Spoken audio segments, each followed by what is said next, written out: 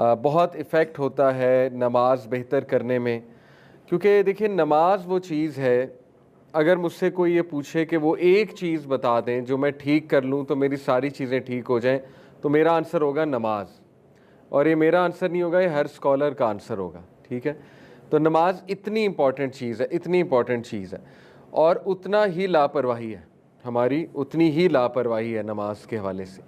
एक तो लापरवाही है कि पढ़ना ही ना, ठीक है, एक लापरवाही है कि पढ़ना तो सही से ना पढ़ना और उससे वो फ़ायदा भी ना लेना जो असल में नमाज के फ़वाइद हैं। तो इसमें कुछ मिसकंसेप्शंस भी हैं लोगों की, ज़ाहिर है वो उनको भी हम एड्रेस करेंगे, ठीक है ना। जिनमें से एक मिसकंसेप्शन है कि मैं तब पढ़ूंगा या पढ़ूंगी जब मेरा दिल करेगा, यानी जब दिल ही नहीं कर रहा तो नमाज़ पढ़ने का क्या फ़ायदा। तो ये एक बहुत बड़ी मिसकंसेप्शन है, और फ़र्ज़ चीज़ में ये नहीं कहा जा सकता।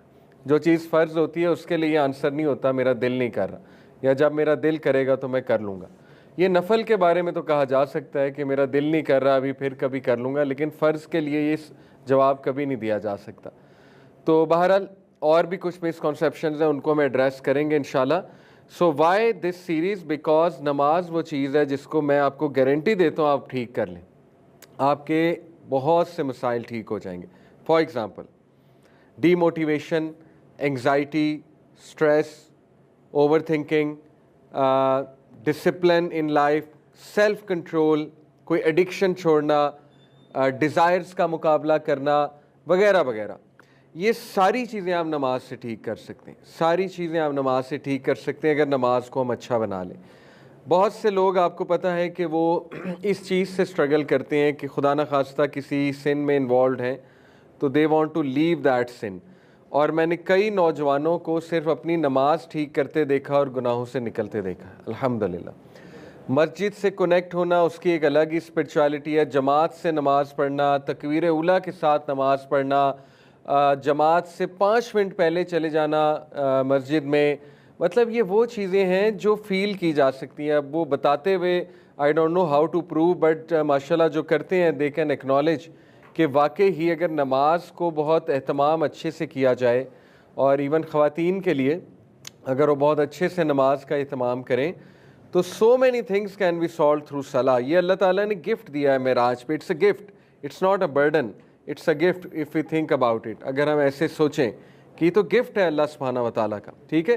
तो ऐसी क्या चीज़ है इंशाल्लाह उसके बारे में हम पढ़ेंगे, सारे पूरी सीरीज़ है ये इंशाल्लाह। To begin with Christopher Reeves, जो कि बड़ा मशहूर सुपरमैन का कैरेक्टर था, द फर्स्ट सुपरमैन 1970s में, 60s में गालिबन, बल्कि 70s में। अनफॉर्चुनेटली ही गॉट पैरालाइज्ड, इसका एक्सीडेंट हुआ, ये घोड़े से गिरा और ऐसी कुछ इसे इंजरी हो गई अल्लाह की तरफ से कि इसको पैरालिसिस हो गया, इसको फॉलेज हो गया। इट्स क्वाइट आयरॉनिक कि मूवी में ज़ाहिर है सुपरमैन का कैरेक्टर था, लेकिन रियल लाइफ में एक आजमाइश आ गई अल्लाह की तरफ से, इसको पैरालिसिस हो गया। तो एक सीन है बड़ा इसका मशहूर कि ये काफ़ी ज़्यादा साल बेड रिडन था, और बल्कि जब डेथ हुई तब भी बेड रिडन ही था। 52 ईयर ओल्ड में ही इसकी डेथ हो गई, 52 ईयर्स में। तो इसका एक बड़ा मशहूर सीन है कि मिलियंस ऑफ डॉलर की सर्जरी करवा के ये इस काबिल हुआ था कि खड़ा हो गया और बाहर आया, या मैं आई गेस बालकनी में आया अपनी रूम की, और बाहर बहुत सी ऑडियंस मौजूद थी जो इनको वेल विश करने आए थे, इनको गुलदस्ते वगैरह देने आए थे। तो उन्होंने उन ऑडियंस के सामने जाके सिर्फ इतना किया, मतलब बड़ी मुश्किल से हाथ उठाया और इस तरह किया कि मैं ठीक हूँ, आई एम रिकवरिंग। और उस पर फिर बहुत ज़्यादा शोर मचा और ऑडियंस को बड़ा मोहब्बत थी इनसे, ज़ाहिर है, तो ऑडियंस ने बड़ा पसंद किया इसको। तो ये मैं बात आपको इसलिए बता रहा हूँ कि सुभान अल्लाह, आप देखें कि इस शख्स ने कितनी स्ट्रगल की, पैरालिसिस आसान नहीं होता है, और इतने मिलियन ऑफ डॉलर्स लगा के ही was able to just do this. इसने हाथ इस तरह से ऊपर किया और उनको यूँ कहा कि मैं ठीक हूँ। आप देखें कि ये जेस्चर हम नमाज में कितनी बार करते हैं, और अल्लाह ताला हमें कितनी बार रिमाइंड कराता है कि तुम्हारे हाथ मूव कर रहे हैं, ठीक है। अगर if we just think about it, मैं आपको सिर्फ ये बता रहा हूँ कि नमाज में ग्रैटिट्यूड कैसे लाना है। अगर आप सिर्फ ये सोच लें कि हमारे हाथ मूव कर रहे हैं, हमारे पैर मूव कर रहे हैं, ठीक है ना, हम सजदा कर सकते हैं, हम रुकू कर सकते हैं, इसी बात पे अल्हम्दुलिल्लाह रब्बिल आलमीन, इसी बात पे सूरह फातिहा जो है उसको बहुत ज़्यादा आप जो शुक्रगुजारी से पढ़ा करें। इसी तरह एक बड़ी मशहूर कहावत है, पता नहीं फ़र्ज़ी वाक़या है, बहरहाल वाक़या सुना देता हूँ आपको तरगीब के लिए।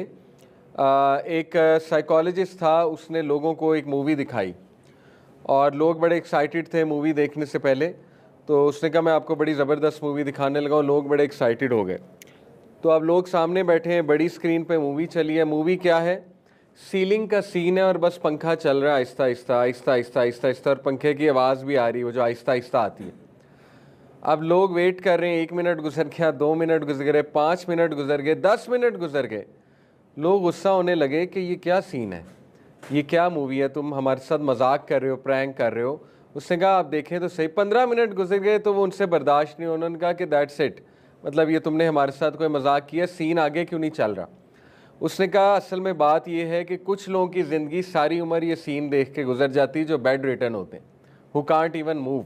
उनको सिर्फ सीलिंग नज़र आती है और पंखा नज़र आता है और पंखा आहिस्ता आहिस्ता चलता नज़र आता है। आप लोग को कितना कुछ नज़र आ रहा है और आप लोग ग्रेटफुल नहीं हो।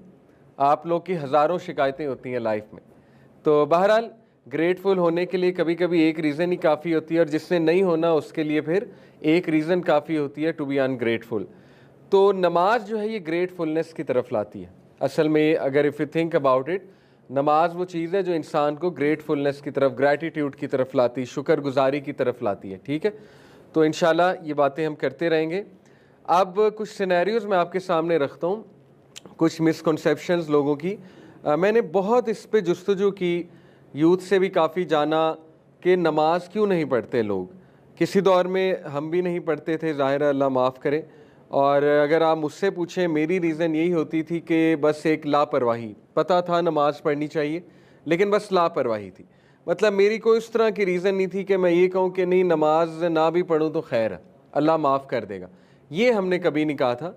हमें पता था कि ये फ़र्ज़ है, लेकिन बस एक लापरवाही होती थी, नौजवानी की अगर बात करूँ। ठीक है, लेकिन मैंने काफ़ी लोगों से पूछा, यंगस्टर्स के हम ट्रिप्स ले जाते हैं, उनसे भी हमने पूछा। माशाल्लाह हाशिम यहाँ पे बैठे हैं, हमारे साथ ट्रिप पे गए थे। तो आपको याद होगा मैंने एक टॉपिक भी दिया था आप लोगों को कि वाई यूथ डजंट ऑफर सलाह।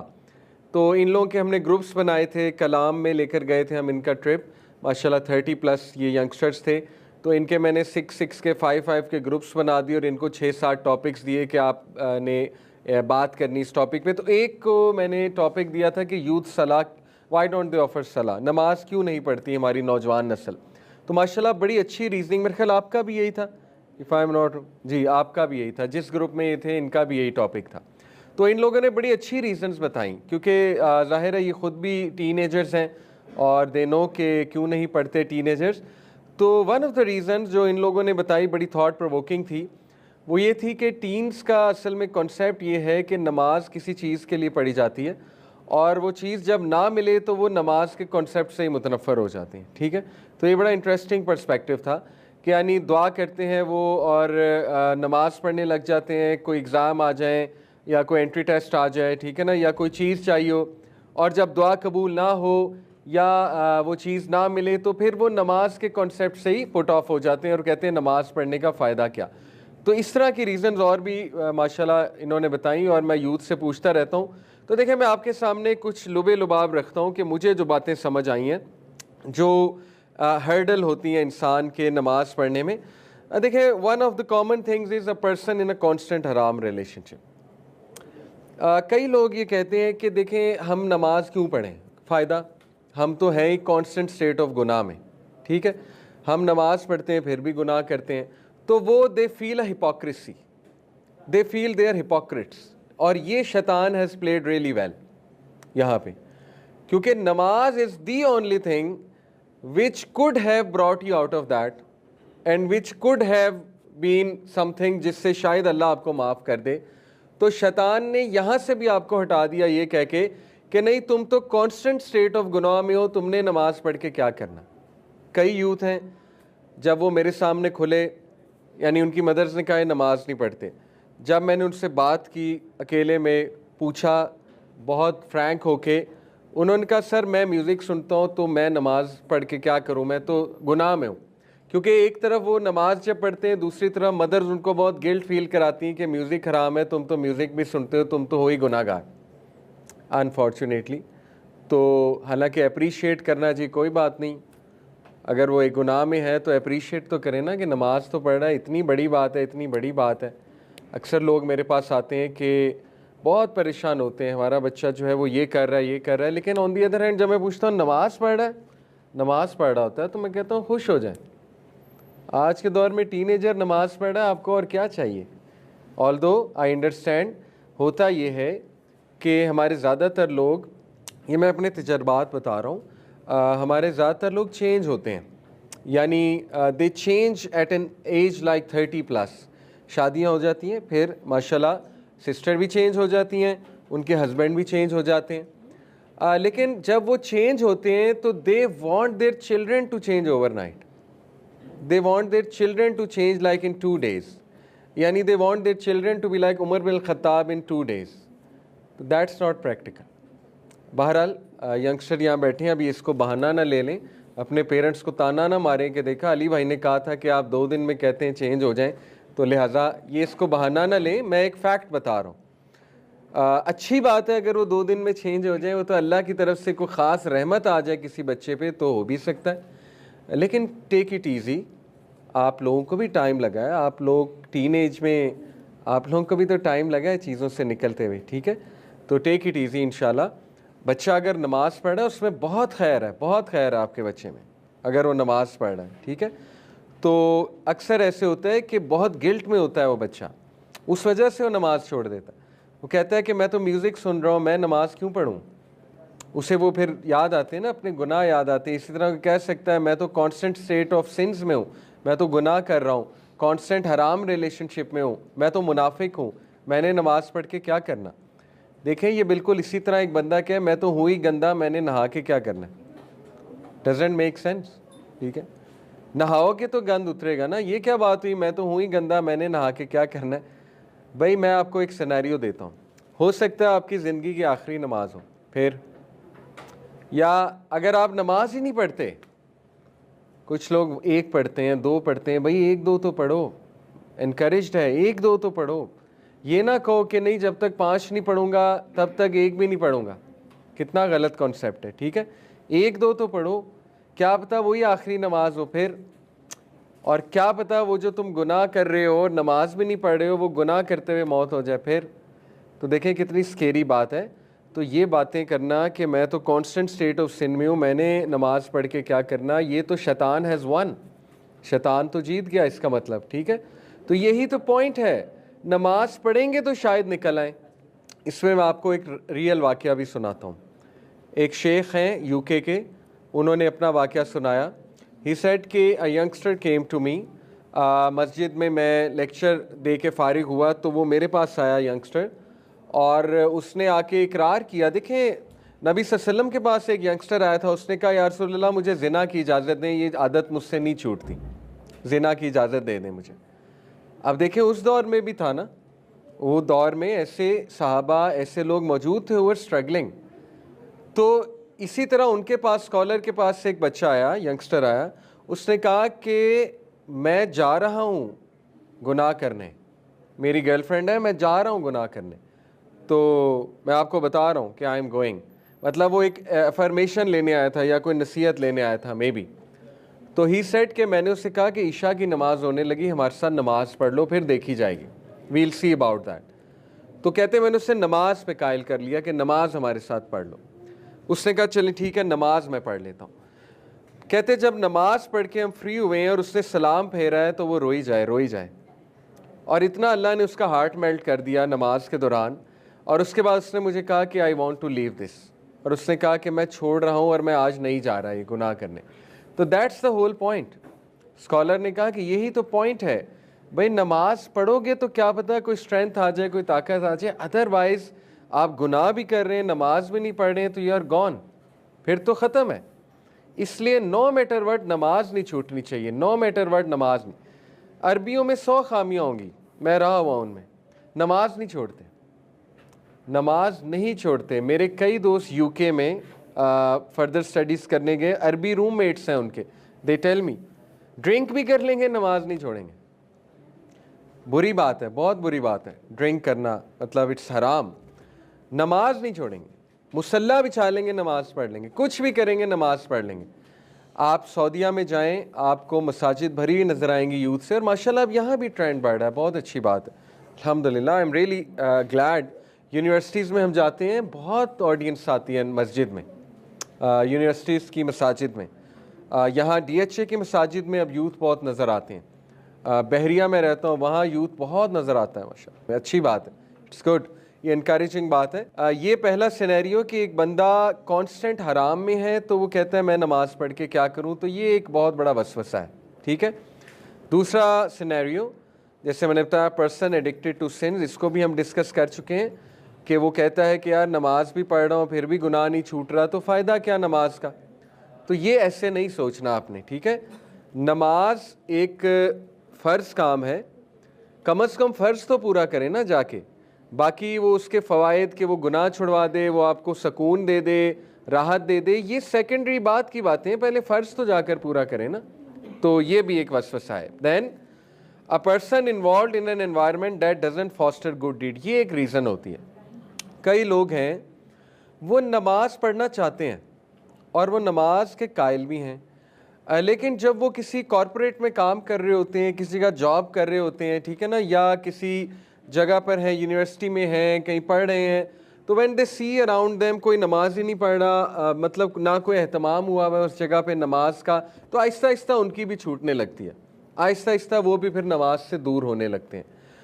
तो देन अगेन उन्हें चाहिए तो ये है कि वहाँ पर कोशिश करें, नमाज के किसी एहतमाम की, इंतज़ाम की कोशिश तो ये करनी चाहिए, और बल्कि दूसरों को भी इनकरेज करना चाहिए इस पर, लेकिन रिगार्डलेस खुद तो नमाज नहीं छोड़नी चाहिए। तो this is also one of the reason कि आपकी कंपनी आपको बहुत इफ़ेक्ट कर देती है और आपका एनवायरनमेंट बहुत इफ़ेक्ट कर देता है। चौथी रीज़न है, ये एक रीज़न हमारे सामने आई, बड़ी इंटरेस्टिंग रीज़न। कुछ लोग इसलिए नहीं नमाज पढ़ते या दीन इसलिए नहीं सीखते क्योंकि उनके बैक ऑफ द माइंड एक फ़ियर होता है। वो फ़ियर ये होता है कि यार अगर अभी हमने नमाज़ पढ़नी शुरू कर दी तो हम नेक बन जाएंगे, और नेक बन जाएंगे तो मौजें ख़त्म हो जाएंगी, मज़े ख़त्म हो जाएंगे। ये है, कई नौजवानों ने मुझे बताया, मतलब इट्स वेरी सरप्राइजिंग, यानी they don't want to learn दीन बिकॉज दे फियर के बस वो रिलीजियस महफिलों में जाने से, रिलीजन लर्न करने से या नमाज़ें पढ़ने से ना फिर हमारी सारी चीज़ छूट जाएगी, तो they are not ready yet, they say we are not ready yet for this. और ये देन अगेन कितनी ख़तरनाक बात है, यानी एक फ़र्ज़ काम को ये कह के छोड़ना कि we are not ready yet, तो फिर देखें ऐसा ना हो अल्लाह नाराज़ हो जाए, अल्लाह कभी हिदायत ही ना दे। कई लोगों की स्टोरीज हम सुनते हैं, they kept saying we are not ready yet, we are not ready yet, we are not ready yet, बुढ़ापा आ गया, बुढ़ापे में फॉलेज हो गया, नमाज पढ़ ही नहीं सकते। सोचा था बुढ़ापे में पढ़ेंगे, बुढ़ापे में बीमारी ऐसी कोई आ गई कि नमाज पढ़ ही नहीं सकते, तौफीक ही नहीं नमाज की। कई ऐसी स्टोरीज हैं, तो ऐसा ना हो कि इस जुमले से अल्लाह नाराज़ हो जाए। बहरहाल ये भी एक फ़ियर होता है लोगों का, ठीक है, कि I can't come right now, या कुछ लोगों का ये फ़ियर होता है कि यार लोग मेरा मजाक उड़ाएंगे, लोग कहेंगे you are too religious if you are praying. तो बहरहाल ये आपके सामने मैंने कुछ रीज़न्स रखी हैं, इंशाल्लाह इनको हम एड्रेस करते रहेंगे। एक और रीज़न है person who is afraid to leave comfort zone. ये बहुत कॉमन रीज़न है, कुछ लोग बस फ़्लो में ज़िंदगी गुजार रहे हैं और कंफर्ट जोन से नहीं निकलना चाहते। कंफर्ट जोन से निकलना पड़ता है नमाज़ पढ़ने के लिए, ठीक है ना। देखें आपकी एक रूटीन है, बहुत कंफर्टेबल रूटीन है, प्लेजरेबल रूटीन है, मौजें कर रहे हैं आप, अब बीच में अजान होती है तो गिल्ट आता है, यार वज़ू करना पड़ेगा, फिर मस्जिद जाना पड़ेगा, एक गिल्ट सा आता है, ठीक है। तो लोग उस गिल्ट को सॉल्व करने के लिए फिर नमाज ही नहीं पढ़ते, कहते हैं बस छोड़ो बाद में देखी जाएगी। तो ये लापरवाही है जो हम में भी थी किसी दौर में, ये लापरवाही होती है लोगों में, ठीक है। तो लापरवाही बहुत बड़ी एक रीज़न बन जाती है कि इंसान फिर पढ़ता ही नहीं, इंसान कहता है बस ठीक है जाने दो। तो ये सारी रीज़न्स हैं, इनको इंशाल्लाह हम देखेंगे, एड्रेस करेंगे, ये बड़ी जेन्युइन रीज़न्स हैं, और इंशाल्लाह don't worry, after attending this full series आप में बहुत मोटिवेशन आएगी, बहुत फ़र्क आएगा, आपकी नमाज में बहुत जान आएगी इंशाल्लाह। I have seen it my self, ठीक है। तो हम इंशाल्लाह शुरू करते हैं, प्योर अहदीस से देखते हैं कि नमाज क्या है, नमाज के फ़वाइद क्या है, नमाज पढ़नी कैसे चाहिए, वगैरह वगैरह। सबसे पहली हदीस, प्रॉफिट सल्लल्लाहु अलैहि वसल्लम ने फरमाया The first matter that the slave will be brought to account for on the day of judgment is namaz. If it is sound, then the rest of the deeds will be sound, and if it is bad, then the rest of the deeds will be bad. अब देखें कितनी clear cut बात है, सही हदीस है कि सबसे पहले क़यामत वाले दिन सवाल नमाज के बारे में होगा, ना डिग्रीज़ के बारे में होगा, ना पैसे के बारे में होगा, ना किसी और चीज़ के बारे में होगा। सबसे पहले नमाज के बारे में सवाल होगा। जिसकी नमाज़ें ठीक निकल आईं उसके बाकी अमाल भी ठीक होंगे, जिसकी नमाज़ें ठीक ना निकली उसके बाकी मामलात भी ठीक नहीं निकलेंगे। ये बिल्कुल इसी तरह है कि मैं आपको कहूँ कि देखो मैथ्स और इंग्लिश ठीक कर लो, बाकी सब्जेक्ट्स ठीक हो जाएंगे, क्योंकि मैथ्स और इंग्लिश बहुत ज़्यादा रिलेटेड है बाकी सब्जेक्ट्स से। तो मैं आपको कहूँ कि देखो मैथ्स और इंग्लिश वीक नहीं होनी चाहिए, उसमें आपको स्कोर अच्छा करना है और उसमें आपको मेहनत करनी है, बाकी सब्जेक्ट्स खुद ठीक हो जाएंगे। तो ये अब देखें, हम जब ये कहते हैं ना कि नमाज की खैर है, माफ़ हो जाएगी, हकूक़ुल इबाद असल में स्ट्रॉन्ग होने चाहिए। मैं आपको सच बताऊं, जिस बंदे की नमाज़ें ठीक नहीं है ना, उसके हकूक़ुल इबाद भी ठीक नहीं है। वो एक डिसेप्शन में है कि उसके हकूक़ुल इबाद ठीक है। ये मैं आपको अपना तजर्बा बता रहा हूँ, लेकिन उसके हकूक़ुल इबाद ठीक नहीं है। उसकी डेफिनेशन कुछ और हो सकती है हकूक़ुल इबाद ठीक होने की, उसके हकूक़ुल इबाद ठीक नहीं है। हकूक़ुल इबाद स्टार्ट ही फैमिली से होते हैं। अगर वो बंदा बाहर वालों के साथ अच्छा है, फैमिली वालों के साथ अच्छा नहीं होगा, नहीं हो सकते हकूक़ुल इबाद ठीक। इंटर रिलेटेड है, कैसे ठीक हो सकती हैं दोनों चीज़ें? हाँ, ये अलग बात है, कोई नॉन मुस्लिम है, वो बाय नेचर बहुत अच्छा इंसान है, जैसे अबू बकर सिद्दीक़ इस्लाम लाने से पहले अच्छे इंसान थे, ये मुमकिन हो सकता है। एक अच्छा इंसान है, उसकी डीलिंग्स अच्छी हैं, लेकिन नमाज़ पढ़ के इंशाल्लाह मज़ीद डीलिंग्स अच्छी हो जाएंगी। लेकिन मुसलमान की जहाँ तक बात है, तो ये कहना कि हकूक़ुल इबाद का सवाल ज़्यादा होगा, नमाज की खैर है, नमाज अल्लाह माफ़ भी कर देगा, ये कुरान और हदीस में कहीं कॉन्सेप्ट नहीं मिलता है। बल्कि one of the big reasons लोगों के जहन्नम में जाने की वो नमाज छोड़ना है।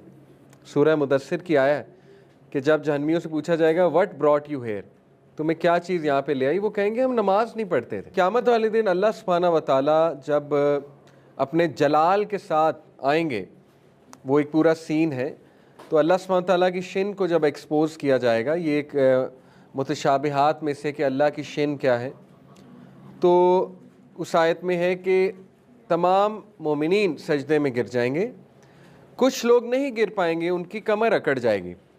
तो क्या कुरान में ही है, उनसे पूछा जाएगा कि तुम सजदा क्यों नहीं कर रहे, तो फिर जवाब भी मिलेगा कि ये वो लोग हैं जो दुनिया में नमाज नहीं पढ़ते थे, तो आज सजदा कैसे कर लेंगे। जज़ाकल्लाह खैर। तो देखिए कुरान और हदीस से ये कहीं से नहीं मिलता कि नमाज की खैर है और हकूक़ुल इबाद में अच्छा होना चाहिए। हाँ, ये ज़रूर मिलता है कि अखलाक इतने इंपॉर्टेंट हैं, हकूक़ुल इबाद और अखलाकियात इतनी इंपॉर्टेंट है कि एक अच्छे अखलाक वाले इंसान को एक आबिद पर फजीलत है। नबी सल्लल्लाहु अलैहि वसल्लम ने फरमाया कि जो इंसान फजर और इशा की नमाज़ पढ़ रहा है ना, तो उसकी गवाही दे दो, मुनाफिक नहीं हो सकता। अब देखिए बैड एग्जाम्पल्स आर देयर, जो कि हम कोट करते हैं कि नहीं मैंने तो फ़लाने को देखा कि वो नमाज़ पढ़ता है लेकिन वो चर्च का कारोबार भी करता है, वो ड्रग्स का कारोबार भी करता है। भाई वो एक बदतरीन एक्सेप्शन है। मसला हमारा ये है कि जब हमने रिलीजियस बंदे की मिसाल लेनी होती है ना, तो वर्स को उठाते हैं, और जब दुनियावी बंदे की मिसाल देनी होती है तो बेस्ट को उठाते हैं। ये भी हमारा मसला है। मैं आपको मिसाल दे दूँ, जब हमने वेस्ट वर्सेस ईस्ट को कंपेयर करना होता है ना, वेस्ट के बेस्ट बंदे को उठाते हैं, ईस्ट के वर्स्ट बंदे को उठाते हैं और कहते हैं ये देख लो, ये हाल है इनका नमाजियों का। भाई एक्सेप्शंस आर देयर। हो सकता है एक बंदा नमाजिया मुनाफिक है, हो सकता है, अब अल्लाह उसके दिल में गए तो अल्लाह को पता है। अगर वो ड्रग्स का कारोबार कर रहा है उसका वो जवाब देगा, लेकिन हम जनरली ये बात कर रहे हैं जो बंदा नमाज़ पढ़ता है उसमें बहुत खैर है, और ये नबी सल्लल्लाहु अलैहि वसल्लम बात कर रहे हैं, ठीक है ना। तो exceptions are always there, but generally speaking a person who praise he is a good person, he और she is a good person, ठीक है। ये अल्लाह का जो नाम है इसको माइंड में लाना बड़ा ज़रूरी है नमाज़ पढ़ते हुए। मैं इंशाल्लाह आपको नमाज़ पढ़ने में सबसे खूबसूरत चीज़ इंशाल्लाह नमाज़ पढ़ने में कि नमाज में खुशू खुजू कैसे लाया जाए, उसमें बहुत ज़रूरी है अपने इमोशंस को लाना बाहर, ठीक है। मैं आपको 3 इमोशंस बताऊंगा जिनसे आपकी नमाज बहुत बेहतर होगी। तो उन इमोशंस को ज़िंदा करने के लिए अल्लाह ताला के कुछ नाम आपको माइंड में लाने पड़ेंगे, ठीक है। अल्लाह का एक नाम है अल-मुमिन। अल-मुमिन का मतलब है द वन हु गिव्स अमन एंड सिक्योरिटी। अल्लाह वो ज़ात है जो अमन देता है अल्लाह वो ज़ात है जो सिक्योरिटी देता है। तो जब आप मुसल्ले पे खड़े हों तो सारी टेंशनें छोड़ दिया करें। रेस्ट एश्योर्ड, जितने पेंडिंग काम है, जितने लोग आपसे झगड़ा किए हुए हैं, जितने लोग आपको टॉर्चर दे रहे हैं, मेंटल टॉर्चर, रेस्ट एश्योर्ड जो बिजनेस फंसा हुआ है आपका, रेस्ट एश्योर्ड जितने मसले आपके फंसे हुए हैं, मुसल्ले पे खड़े होके आप अल्लाह के अमन के नीचे आ गए हैं, अल्लाह की सिक्योरिटी के नीचे आ गए हैं। लिटरली आपके ऊपर एक जोन खुल गया लाइट का, ठीक है। अब वो सॉल्व होने के चांसेस हैं। ये फिक्र करना कि मैं जल्दी जल्दी पढ़ लूँ, मुझे कोई काम है, ये क्यों नहीं सोचते कि जिस ज़ात के सामने मैं खड़ा हूँ उसने वो काम कराना है, ये क्यों नहीं सोचते, ठीक है। तो देखें, हर काम के लिए एफर्ट है। मैं अक्सर मिसाल देता हूँ, यहाँ पे जो यंगस्टर्स जिम जाते हैं, एक्सरसाइज करते हैं, जिम जाके कितनी मेहनत है, करते हैं कि नहीं करते मेहनत। एंगल्स जब तक नहीं ठीक आपके एक्सरसाइज के, आपकी बॉडी नहीं बन सकती। एंगल्स ठीक करते हैं कि नहीं करते हैं, मेहनत है। माइंड मसल कनेक्शन लगाते हैं कि नहीं लगाते हैं, माइंड मसल कनेक्शन नहीं होगा, जितना मर्जी जिम जाते रहे बॉडी नहीं बनेगी। तो वहाँ पे इतनी मेहनत है, माइंड मसल कनेक्शन भी है, एंगल भी ठीक करना पड़ता है, एक्सरसाइज भी बड़ी दबा के करनी पड़ती है।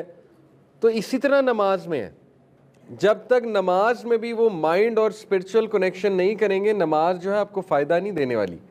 इसी तरह जब तक नमाज में खुशू खुजू नहीं लाएंगे, जब तक नमाज में मेहनत नहीं करेंगे, इमोशंस नहीं लाएंगे नमाज में, तो ज़िंदगी में बहुत सी चीज़ें होती हैं जिनमें मेहनत करनी पड़ती है। नमाज इज़ दी प्राइमरी थिंग जिसमें मेहनत करनी चाहिए, ठीक है।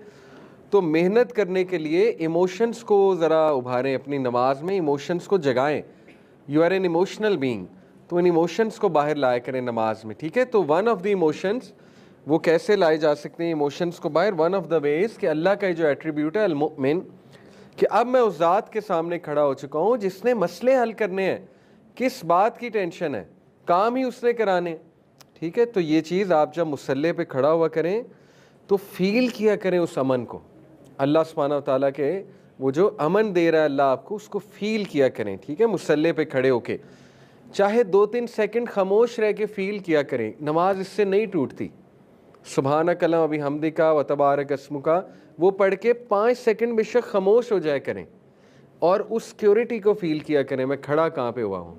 मैं अभी आपको स्ट्रेस मैनेजमेंट एंड नमाज जब सिखाऊंगा इंशाल्लाह, स्ट्रेस मैनेजमेंट में एक टेक्निक होती है, उसको कहते हैं attention restoration therapy, ART, attention restoration therapy.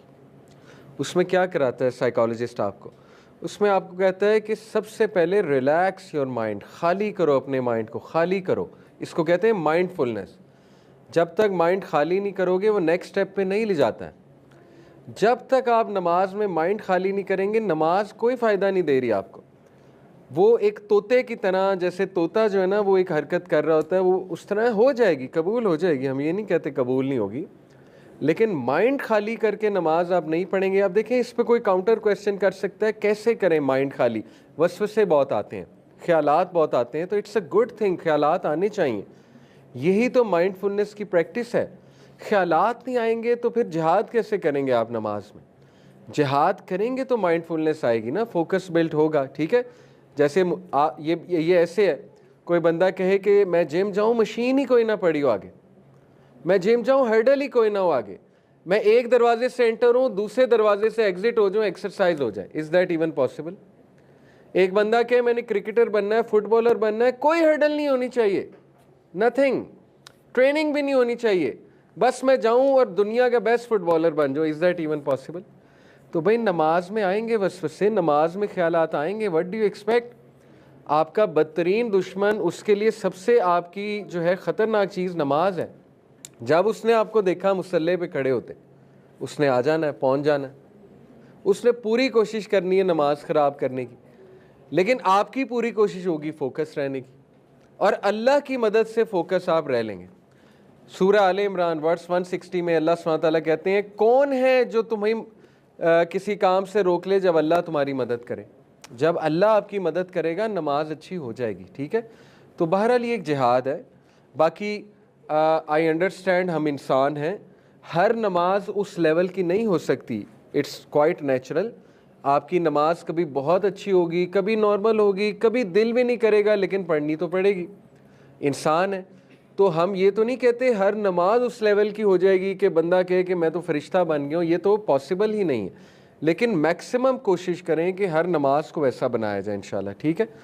तो ये पहली चीज़ है कि जब आप मुसल्ले पे खड़े हों तो इंशाल्लाह अपने माइंड को एम्प्टी करें और फील करें मैं कहाँ पर खड़ा हो गया, पहली बात। दूसरी बात, अपनी नमाज के बारे में अपना माइंड यही डेवलप करें कि नमाज राहत है। अक्सर हमारे जहन में नमाज बर्डन है, तो नहीं, इसके काउंटर में नमाज राहत है। नबी सल्लल्लाहु अलैहि वसल्लम अक्सर जब परेशान होते थे तो उनका पहला अमल नमाज पढ़ना होता था, ठीक है। 2 रकात नमाज पढ़ लिया करते थे हमारे नबी, और सहाबा को भी हुक्म देते थे नमाज कायम करो। इसी तरह नबी सल्लम देखे हज़रत बिलाल को इकामत से पहले क्या कहते थे, या बिलाल अकीमिस्सला अरिहना बिहा, ए बिलाल इकामत कहो, हमें रिलीफ दो, अरिहना बिला, हमें राहत दो। नबी सल्लम देखें फरमा रहे हैं कि हमें राहत होगी, बिलाल नमाज पढ़ेंगे हमें राहत होगी, यानी हमारा स्ट्रेस रिलीज़ होगा। तो नमाज तो बहुत बड़ी राहत है, बहुत बड़ी राहत है, ठीक है। और वो राहत बन जाएगी इंशाल्लाह, जब आप इस पूरी सीरीज़ से गो थ्रू करेंगे आपकी नमाज आपके लिए राहत बन जाएगी। फ़िलहाल अगर नहीं राहत तो परेशान नहीं होना, ठीक है। देखें आप इंसान हैं, you have to stay motivated. अगर आपने नमाज के वर्चूज़ नहीं पढ़े, आपको नमाज की ट्रांसलेशन नहीं आती, नमाज आपके लिए राहत नहीं बन सकती। अपने आप को धोखा ना दें, ठीक है। नमाज आपके लिए फिर वो एक आदत है, इबादत नहीं है। नमाज को राहत बनाने के लिए नमाज का फ़लसफ़ा समझना पड़ेगा, ठीक है। बाकी इंशाल्लाह नमाज के बहुत से फ़वाइद हैं, हम ये डिस्कस करते रहेंगे। इसी तरह ये हदीस भी है, एक सहाबी उन्होंने भी इसी तरह वज़ू करने से पहले अपने घर वालों को कहा कि जाओ वज़ू का पानी लाओ, मुझे राहत होने लगी है। तो उन्होंने कहा कि ये आपने क्या बात की है, कहाँ से सुनी है? तो उन्होंने कहा कि मैंने नबी सल्लल्लाहु अलैहि वसल्लम से सुनी है ये बात, कि नबी सल्लल्लाहु अलैहि वसल्लम भी इसी तरह कहते थे कि मुझे राहत होगी नमाज़ पढ़ के, ठीक है। इसी तरह आप देखिए ये हदीस कितनी खूबसूरत है। अल्लाह के नबी सल्लल्लाहु अलैहि वसल्लम ने फरमाया, अक़रबु मा यकूनुल अब्दु मिन रब्बी व हुवा साजिद, कि एक शख्स, एक इंसान सबसे ज़्यादा करीब अपने रब के सजदे में होता है। तो देखिए कितनी खूबसूरत चीज़ है नमाज के, आप अल्लाह के करीब होंगे और सजदे में आप रब के सबसे ज़्यादा करीब हैं, तो इसीलिए तो इसमें राहत है। इसी तरह ये देखिए अल्लाह के नबी सल्लल्लाहु अलैहि वसल्लम ने फरमाया, लंबी हदीस है, मैं उसका एक पार्ट बता रहा हूँ।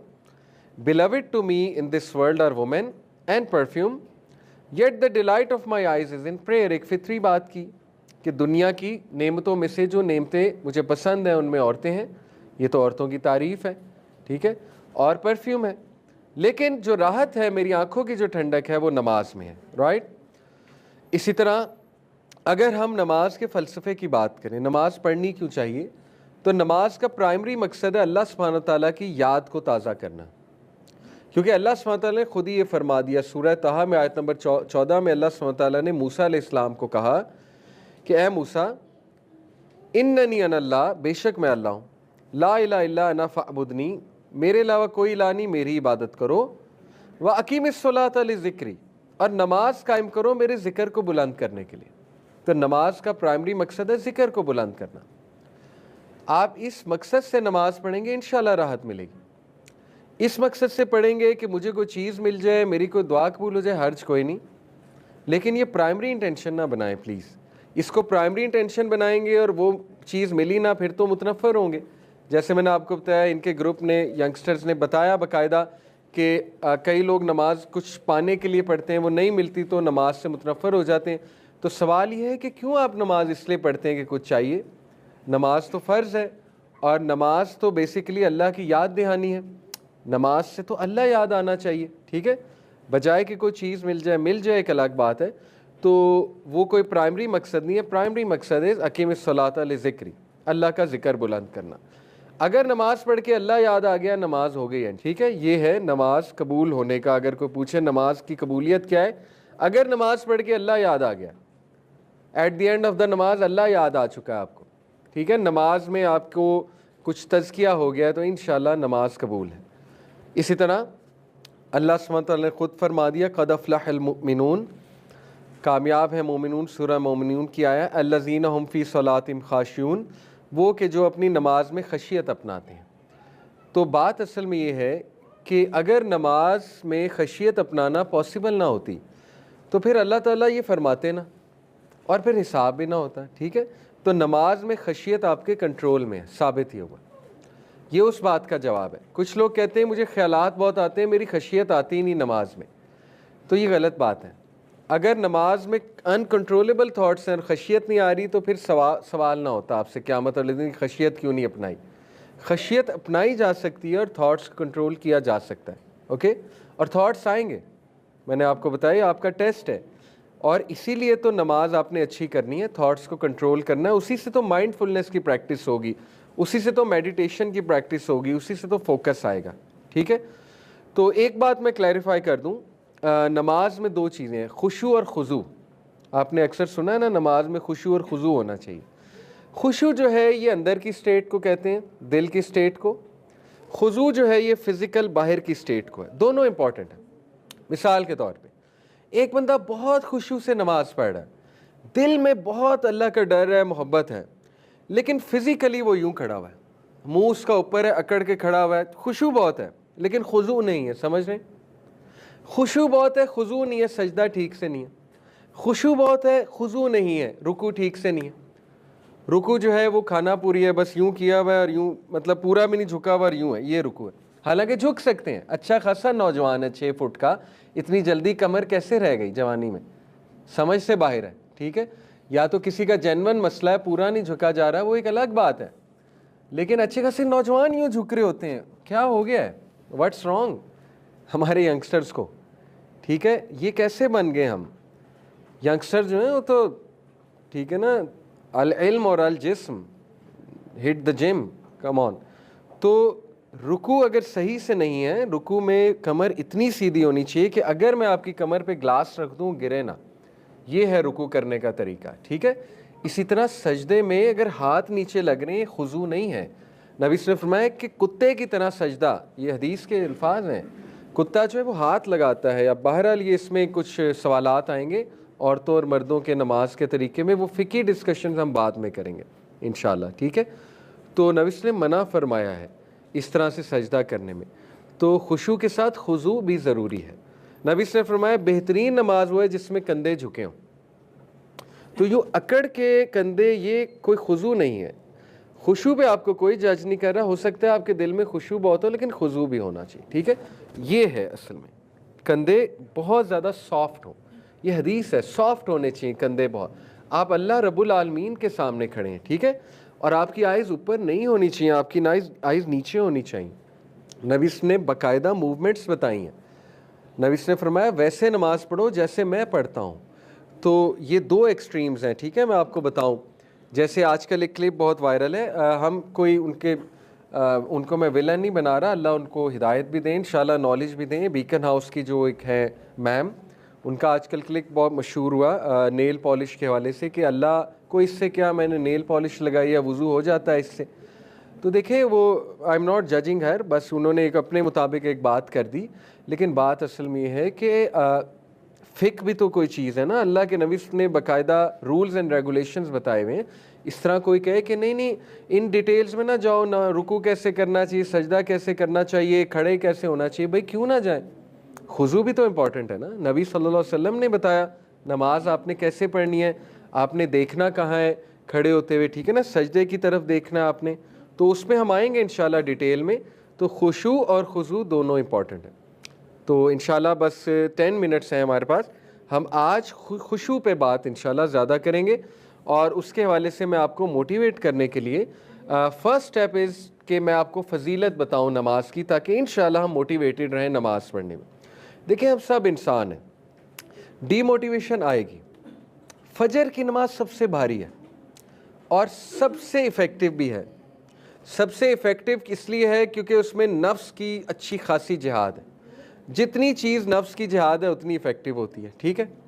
तो पीपल ऑफ फजर जो है ना, वो फिर स्पेशल लोग होते हैं, पीपल ऑफ फजर। अल्लाह हम सबको ये तौफीक दे। लेकिन आप देखें कि कभी कभी डीमोटिवेशन होगी आपको कि मैं क्यों उठूं फजर की नमाज में, तो देखिए जब आपके सामने ऐसे फ़ज़ाइल आएंगे कि इसके फ़ज़ाइल कितने हैं तो आप उठ जाएंगे इंशाल्लाह, ठीक है।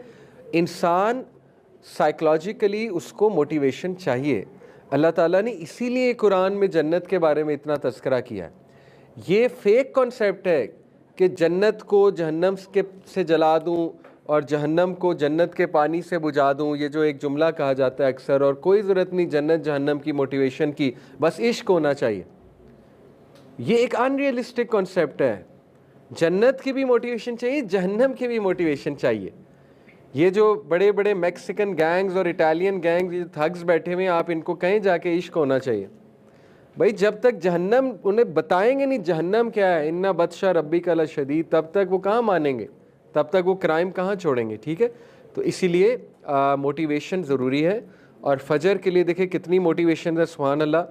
अल्लाह के नबी सल्लल्लाहु अलैहि वसल्लम ने फरमाया जो इंसान फजर की नमाज जमात से पढ़ता है, एक तो मैं उसका बता दूं कि उसको निफाक से अल्लाह ताला निजात देता है, यानी मुनाफिक वो नहीं हो सकता फजर की नमाज, ठीक है। इसी तरह अल्लाह के नबी सल्लल्लाहु अलैहि वसल्लम ने फरमाया अगर तुम्हें फजर और इशा की नमाज का रिवॉर्ड पता लग जाए तो तुम रींग कर भी आओ, मस्जिद रींग कर भी आओ, अगर तुम्हें रींग कर भी आना पड़े, इतना रिवॉर्ड है, ठीक है। फिर नबी सल्लल्लाहु अलैहि वसल्लम ने फरमाया कि खुशखबरी दे दो उन लोगों को जो अंधेरे में मस्जिद में जाते हैं फजर की नमाज के लिए, अंधेरे में चल के। क्यों? क़यामत वाले दिन उनके पास लाइट होगी, बहुत ज़्यादा लाइट होगी। इसी तरह नबी ने फरमाया मेरे लिए दुनिया की तमाम नेमतों से बड़ी नेमत, सबसे ज़्यादा इंपॉर्टेंट चीज़ मेरे लिए 2 सुन्नतें हैं फजर की, 2 रकात नमाज फजर की जो सुन्नतें हैं वो दुनिया की तमाम चीज़ों से अच्छी हैं।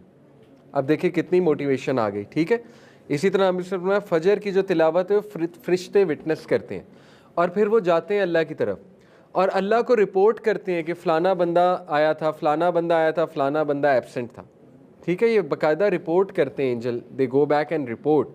तो कितने फ़वाइद हैं। तो इसी तरह जब आपको डीमोटिवेशन हो तो ये फ़वाइद जहन में लाइएगा। अब हम वो फ़वाइद पढ़ते हैं इंशाल्लाह, ठीक है। सबसे बेहतरीन ये हदीस कमाल है। नबी सल्लल्लाहु अलैहि वसल्लम ने फरमाया अगर एक शख्स के घर के बाहर एक नहर बह रही है या एक स्ट्रीम ऑफ वाटर है, आप में से किसी ने ट्यूबवेल में नहाया, कितना साफ़ पानी होता है, और ये मैंने पिक्चर भी लगाई हुई है, मतलब सर नीचे दें कितना मज़ा आता है। सख्त गर्मी के मौसम में गाँव में ट्यूबवेल अक्सर, ठीक है, तो बड़ा वो साफ़ शफाफ पानी होता है। नबी सल्लल्लाहु अलैहि वसल्लम ने फरमाया अगर किसी शख्स के घर के बाहर एक नहर बह रही है और उसमें 5 बार डुबकी मारे तो क्या कोई उस पर डर्ट रहेगी? सहाबा ने कहा नहीं या रसूल अल्लाह। नबी सल्लल्लाहु अलैहि वसल्लम ने कहा यही मामला नमाज का है, जो शख्स 5 वक्त नमाज पढ़ रहा है उसके गुनाह माफ़ हो जाएंगे, उस पर कोई डर्ट नहीं रहेगी। अल्लाह ताला इतना रहमान और रहीम है, अल्लाह ने तो इतने चांसेस दे दिए ह्यूमन बीइंग को, इतने चांसेस दे दिए हैं गुनाह माफ़ कराने के, फिर भी वो गुनाह के साथ आए क़यामत वाले दिन तो फिर वो बहुत बड़ा सरकश है। आप देखें, वुज़ू करो गुनाह झड़ते हैं, नमाज पढ़ो गुनाह माफ़ होते हैं, 5 नमाज़ें पढ़ो गुनाह माफ़ होते हैं, जुम्मे के जुम्मे जो नमाज़ें पढ़ी होती गुनाह माफ़ होते हैं, हर चीज़ पे गुनाह माफ़ कर रहा है अल्लाह ताला, ठीक है। फिर इंसान ये कहे कि अल्लाह मेरे गुनाह नहीं माफ़ करता, तो फिर ये बहुत बड़ी एक इंसान की सरकशी है। तो ये हदीस बड़ी मोटिवेशनल है। जब भी आप डीमोटिवेटेड हों, जो बंदा नमाज पढ़ेगा इंशाल्लाह गुनाह तो माफ़ होंगे, जो बाकी डर्ट भी है जिसको मैं कहता हूँ स्ट्रेस है दुनिया का, इंशाल्लाह वो भी उतरेगा, ठीक है। Very important. उसके बाद नबी सल्लल्लाहु अलैहि वसल्लम ने फरमाया the 5 daily prayers from one Friday to other Friday they are expiation for all sins for what is between them. Expiation of sins है, जुम्मे के जुम्मे 5 नमाजें जो पढ़ लेगा इंशाल्लाह तो उसके जुम्मे के जुम्मे गुनाह अल्लाह माफ़ फरमा देगा। और ये ज़ाहिर सगीरा गुनाह है, बाकी कबीरा गुनाहों की माफ़ी मांगनी है, और अगर किसी का हक़ मारा है तो उससे माफ़ी मांगनी है। वो वाले गुनाह नमाज माफ़ नहीं कराएगी, जो हुकूकुल इबाद है वो आपको माफ़ी मांगनी पड़ेगी। लेकिन एनीवे ये बहुत इनकरेजिंग हदीस है। इसी तरह नबी सल्लल्लाहु अलैहि वसल्लम ने फरमाया देयर आर 5 प्रेयर्स जो कि अल्लाह रब्बुल आलमीन ने तुम पर फ़र्ज़ की हैं।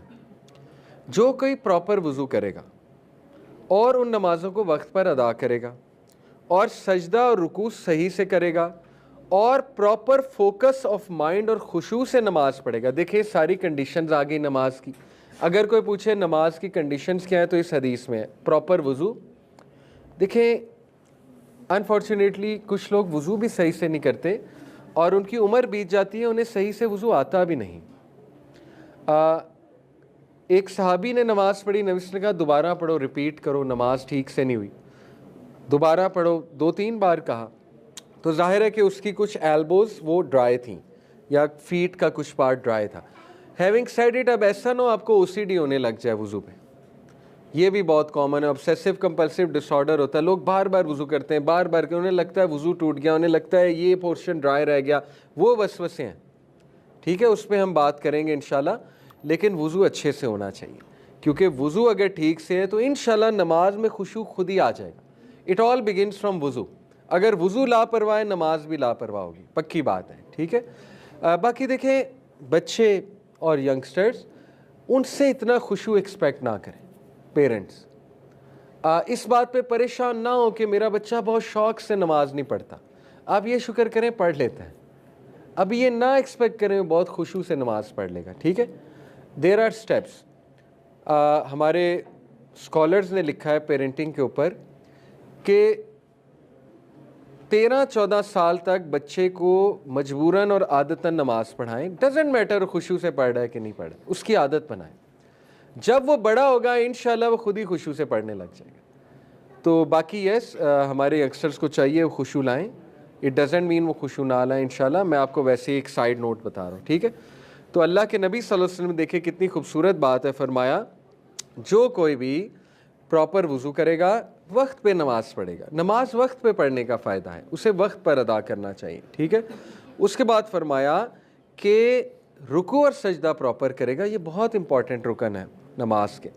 फिर फरमाया कि फोकस ऑफ माइंड से पढ़ेगा और खुशू से भी पढ़ेगा, ये दोनों इंटर रिलेटेड है, फोकस ऑफ माइंड भी और खुशू भी। ठीक है, तो क्या होगा, अल्लाह ताला का उससे वादा है, अल्लाह उसे माफ़ करेगा, अल्लाह ताला का उससे वादा है, अल्लाह उसे माफ़ करेगा। ऐसी हदीस यूजली हम सुनाते नहीं होते, यंगस्टर्स इसको एक्सक्यूज़ बना ले होते हैं, लेकिन एनीवे मैं ज़रूर सुनाऊँगा। एक सहाबी नबी वसल्लम के पास आए, कहा यार रसूलल्लाह मुझसे गुनाह सरजर्द हो गया, आई किस्ड अ वुमन। उस दौर में भी लोग गुनाह करते थे। ठीक है, तो अब ये कितनी अजीब बात है, और इससे भी साबित होता है कि सहाबा का बड़ा कंफर्ट जोन था रसूलुल्लाह सल्लल्लाहु अलैहि वसल्लम से, शेयर करते थे। ठीक है, कहा मुझसे गुनाह हो गया रसूलुल्लाह, मैं क्या करूं? तो अल्लाह के नबी सल्लल्लाहु अलैहि वसल्लम ज़रा खामोश हो गए, और नबी साहब उसके बाद ज़ोहर का गालिबन वक्त था, तो नबी साहब ने कहा आप हमारे साथ नमाज़ पढ़िए। जब नमाज़ पढ़ी, ये आगे हदीस आ रही है इंशाल्लाह, मैं आपको पूरी हदीस भी कोट करता हूँ। नमाज पढ़ के जब फ्री हुए तो कुरान की ये आयत रिवील हुई कि बेशक जो गुड डीड्स हैं वो सय्यात, वो बैड डीड्स को मिटा देते हैं। वो साहबी समझ गए मेरे बारे में नाज़िल हुई है, वो इतना खुश हुए, उन्होंने कहा या रसूलल्लाह ये मेरे बारे में है, उम्मत के लिए। नबी सल्लल्लाहु अलैहि वसल्लम का उम्मत के लिए। साबित हुआ कि नमाज ही तो है जो गुनाह को मिटाएगी, उस बात का जवाब है। कुछ लोग कहते हैं ना मैंने तो गुनाह किए, मैं तो कॉन्स्टेंट स्टेट ऑफ सिन में हूँ, मैं क्यों नमाज़ पढ़ूँ? भाई नमाज़ पढ़ेंगे तो माफ़ हो जाएगा, इसलिए पढ़ें। नमाज़ पढ़ेंगे तो हो सकता है उस गुनाह से निकल आए, इसलिए पढ़ें। ठीक है, तो ये कितनी इनकरेजिंग बात है कि नमाज इंशाल्लाह आप खुशू खुजू से पढ़ेंगे, अल्लाह गुनाह को माफ़ फरमा देगा, लेकिन इसको बहाना ना बनाएं। ठीक है, इसी तरह ये देखिए हदीस कितनी काबिल गौर है। नबी सल्लल्लाहु अलैहि वसल्लम ने फरमाया जब भी तुम में से कोई मस्जिद में दाखिल होता है, शैतान उस पे सवार हो जाता है जैसे एक शख्स अपनी सवारी पे सवार होता है, अपने जानवर पे सवार होता है। ठीक है, तो अगर तो शैतान तुम पे सेटल हो जाए, सवार होके सेटल हो जाए, तो ही विल कॉलर हिम और ब्रिडल हिम, फिर वो जैसे कॉलर घोड़े को कंट्रोल नहीं करते गधे को, वो उस तरह तुम्हें कंट्रोल करेगा। अबू हुरैरा रज़ियल्लाहु अन्हु ने इसकी तफसीर बयान की, फरमाया कि तुम लोग इस बात की शहादत देते हो, you can witness this, as for the collar, जहाँ तक कॉलर की बात है वो ये है कि वो तुम्हें बहुत से थॉट्स से ऑक्यूपाई करेगा। उसका कॉलर डालने का मतलब है कि थॉट्स डालेगा तुम्हारे माइंड में। ठीक है, अब देखें शैतान मस्जिद में भी आ सकता है, इससे ये साबित होता है शैतान सवार होके आ जाता है इंसान के ऊपर। ठीक है, और वो जब ब्रिडल करता है, उससे कॉलर डालता है, वो मतलब है थॉट्स डालेगा तुम पे, अबू हुरैरा फरमा रहे। और फिर ये है कि यहाँ तक कि वो अल्लाह को ज़्यादा याद नहीं करेगा, नमाज में परेशान रहेगा। एन नमाज के मौके पे कोई वो उसको जो है ना मैथ की प्रॉब्लम आ जाएगी अगर वो स्टूडेंट है, एन नमाज के मौके पे केमिस्ट्री की इक्वेशन आ जाएगी, एन नमाज के मौके पे उसको ना ये याद आ जाएगा वो फलानी चीज़ मैंने कहाँ छुपाई हुई थी, एन नमाज के मौके पे उसको याद करा देगा कि ना तुमने वो काम करना था, चलो उसकी आउटलाइन बनाते हैं, वो आउटलाइन बनाने लग जाएगा। इस पे एक मज़े का वाक़या भी है। इमाम मालिक के पास एक शख्स आया, कहता है कि इमाम साहब मेरी एक चीज़ थी, वो मैंने कहीं रखी है, मैं भूल गया हूँ कहाँ रखी है, बड़ी कीमती चीज़ है, तो मुझे बताएं मैं क्या करूँ। इमाम साहब बड़ा हैरान हुए, इसमें मैं क्या इतनी नसीहत करूँ, ये तो एक मेमोरी का इशू है। तो बहरहाल उन्होंने नसीहत की, उन्होंने थोड़ा खामोश रहे, फिर कहा तू ना ऐसा कर तहज्जुद पढ़ तो इंशाल्लाह चीज़ मिल जाएगी। तो वो अगले दिन आया बड़ा खुश, कहता कि इमाम साहब मैं तहज्जुद पे अभी खड़ा हुआ हूँ, मुझे याद आ गया वो चीज़ कहाँ है। तो मैंने तहज्जुद छोड़ दी और वो चीज़ लेने निकल गया, तहज्जुद तोड़ के मैं वो चीज़ ढूंढने चला गया। तो इमाम साहब मुस्कुराए, कहते इसीलिए तो ये कहा था, क्योंकि जब तू तहज्जुद पे खड़ा होगा शैतान फ़ौरन याद करा देगा वो चीज़ का, क्योंकि वो नहीं चाहता तू तहज्जुद पढ़े।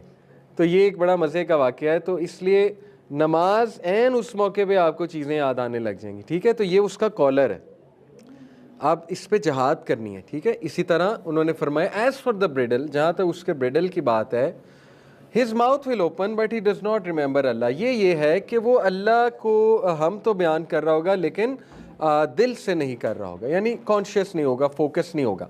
साबित हुआ शैतान आता है, और ये बाकायदा एक शैतान है, इसका नाम है खिंजब।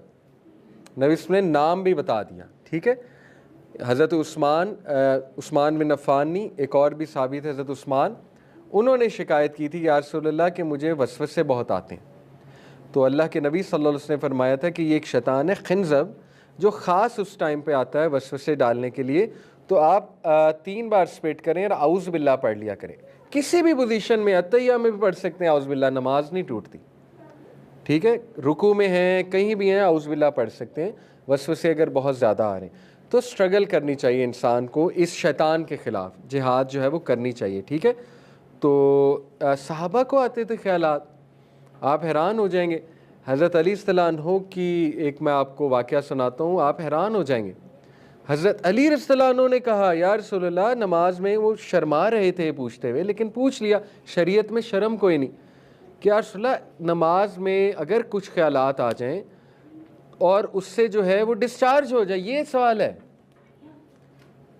यानी कि अब आप समझ गए होंगे कि सवाल क्या है, मज़ी डिस्चार्ज हो जाए, एक होता है मनी, एक होता है मज़ी डिस्चार्ज हो जाए, तो उसका क्या मामला है। तो नबी ने फरमाया कि वज़ू जो है वो आप फिर उस जगह को धो लीजिए और वज़ू कर लीजिए, अगर ऐसा हो जाता है। तो सहाबा इंसान थे, सहाबा को ख्यालात आ जाते थे। तो ये मत समझे ख्याल ही नहीं आएंगे, खुशू इसको नहीं कहते ख्याल ही ना आए, दैट्स नॉट खुशू। खुशू इस ख्याल आ रहे हैं लेकिन आप फोकस कर रहे हैं, दैट इज़ खुशू, ओके। ये बात याद रखें। और आखिरी बात, इसी तरह ये हदीस बड़ी खूबसूरत है, नबी सल्लल्लाहु अलैहि वसल्लम ने फरमाया, सुनन नबी दाऊद की हदीस है, अल्लाह ताला जो है he continues to face toward the servant, अपने बंदे की तरफ देखता है अल्लाह ताला, और देखता रहता है जब वो नमाज में खड़ा है, as long as he does not avert his eyes, जब तक कि वो अपनी आंखों को इधर उधर नहीं कर लेता। जैसे ही वो अपनी आंखों को इधर उधर करता है, अल्लाह भी अपनी नज़रों को इधर उधर कर लेता। क्यों? क्योंकि अल्लाह सुब्हानहू तआला कहते हैं कि इसको मेरे अंदर इंटरेस्ट नहीं, तो फिर मैं इसमें इंटरेस्ट क्यों लूँ, मैं इसको क्यों देखूँ। देखिए कितनी काबिल गौर बात है कि अगर आपकी नमाज में आप टोटली डीफोकस्ड हैं, खुजली चल रही है और इधर उधर देखा जा रहा है और ख्यालात में गुम हैं, तो फिर अल्लाह ताला भी आपकी तरफ तवज्जो नहीं करता।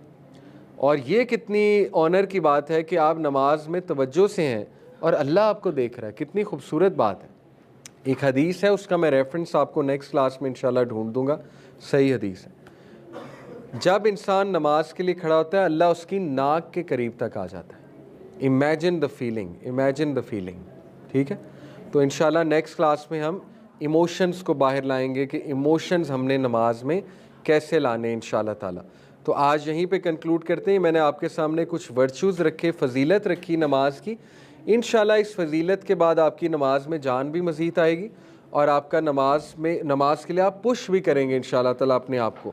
तो बाकी इंशाल्लाह आप रेगुलर आएंगे तो इस सीरीज़ का बहुत फ़ायदा होगा। अल्लाह ताला हमें इस्तकामत दे और खुशू खुजू से नमाज की तौफ़ीक अता फ़रमाए। सुब्हानक अल्लाहुम्मा व बिहम्दिका, अशहदु अल्ला इलाहा इल्ला अंता, अस्तगफिरुका व अतूबु इलैक। अस्सलामु अलैकुम।